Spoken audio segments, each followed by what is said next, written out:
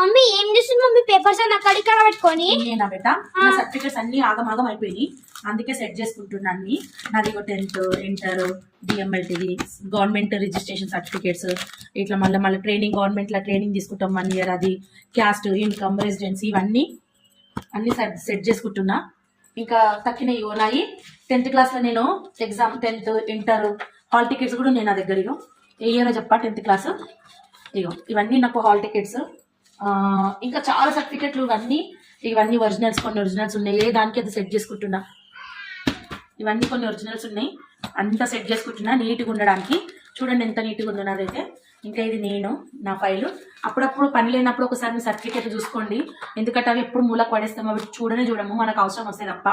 ఇంకా అవి కరెక్ట్గా ఉన్నాయో లేవో, దేనికి దానికి జీరాక్స్ సెట్స్ ఉన్నాయో లేవో కూడా చూసుకోండి. ఎంతో ఆస్తి అనిపిస్తుంది నా సర్టిఫికేట్లు నాకైతే, మీకు కూడా అట్లనే అనిపిస్తే నాకు కామెంట్ చేయండి. ఇంక ఇవన్నీ సెట్ చేసేసుకుంటా, నీట్గా పెట్టేసుకుందాం అంతే, ఇంకా అయిపోతుంది.